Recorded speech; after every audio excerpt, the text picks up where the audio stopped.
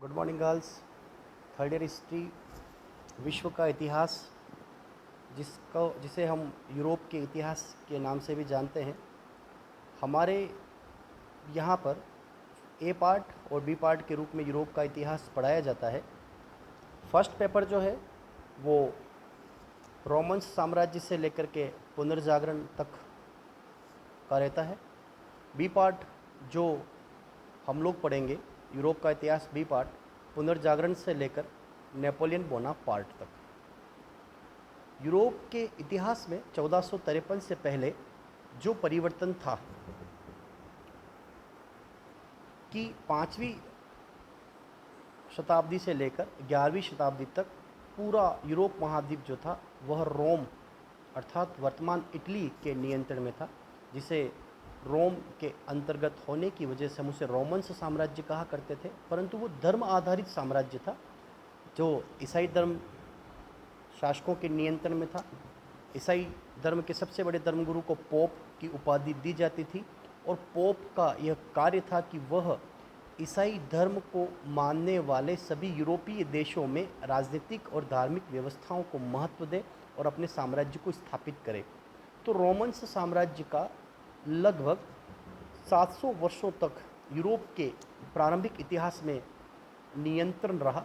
परंतु उसका प्रभाव क्या रहा? प्रभाव ये रहा कि धर्म आधारित साम्राज्य होने की वजह से यूरोप में अराजकताएं फैल चुकी थी, जिसे हम राजनीतिक अराजकता के नाम से जानते हैं।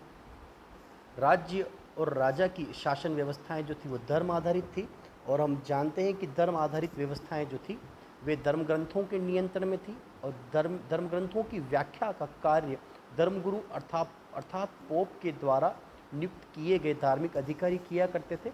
वे अपनी इच्छाओं के अनुरूप उस शासन को स्थापित किया करते थे, जिसका प्रभाव ये पड़ा कि यूरोप में कला, साहित्य, सभ्यता, विज्ञान आदि और व्यावसायिक वर्ग ये सभी धर्म के नियंत्रण में थे, जिससे कि यूरोप में एक नए युग का प्रारंभ नहीं हो रहा था।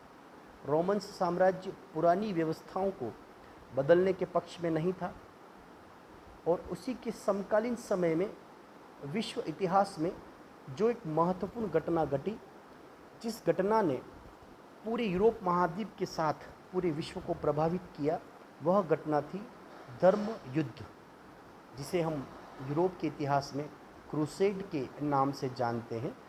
उस धर्म युद्ध का प्रभाव ये रहा कि वहाँ से यूरोप महाद्वीप में एक नए युग का प्रारंभ हुआ। नए युग का प्रारंभ का तात्पर्य यहाँ पर सीधा सा अर्थ है कि जैसे हम लोगों ने सेकेंड ईयर के हिस्ट्री में पढ़ा था कि नए युग का तात्पर्य हुआ करता है, जिसे हम फ्रीडम मूवमेंट या भारतीय स्वतंत्रता आंदोलन के समय में हमारे द्वारा जो पढ़ा गया टॉपिक था वह था पुनर्जागरण, जिसका तात्पर्य हुआ करता है कि व्यक्तियों को अपनी कला, ज्ञान, सभ्यता और संस्कृति के लिए प्रेरित करना, उन्हें जागृत करना, ताकि वे अपने अधिकारों की सुरक्षा और स्वतंत्रता के लिए संघर्ष कर सकें और उपलब्ध संसाधनों का उपयोग राष्ट्र और स्वयं के विकास के लिए कर सकें। परंतु यूरोप में यह स्थिति नहीं थी। उसका कारण था धर्म आधारित व्यवस्थाएं या धर्म का सभी स्थितियों पर नियंत्रण। पुनर्जागरण क्या था? अगर हम यूरोप के इतिहास के दृष्टिकोण से देखते हैं तो यूरोप में प्रचलित जो व्यवस्थाएं थी वे ईसाई धर्म आधारित थी।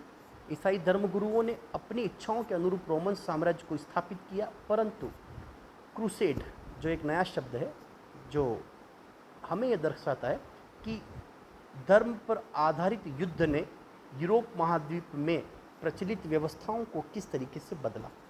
जैसे पुनर्जागरण शब्द रेनेसा से बना है, जिसका तात्पर्य होता है फिर से जागना, नया जन्म या पुनर्जन्म।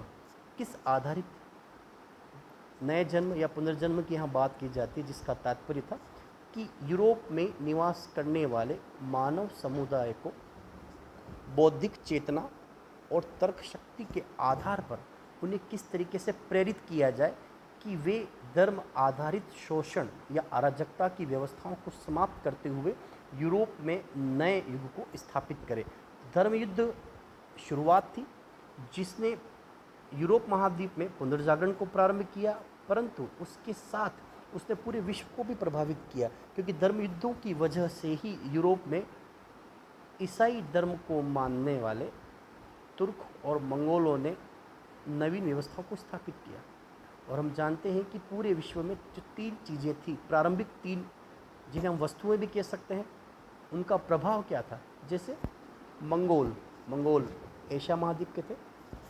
मंगोलों के पास 3 ऐसी वस्तुएं थी जिन्होंने पूरे विश्व के इतिहास को प्रभावित किया: कंपास, कागज़ और बारूद।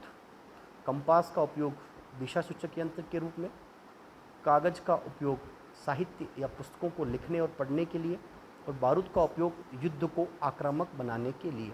तो सर्वप्रथम मंगोल शासकों ने कागज़, कंपास और बारूद का उपयोग किया।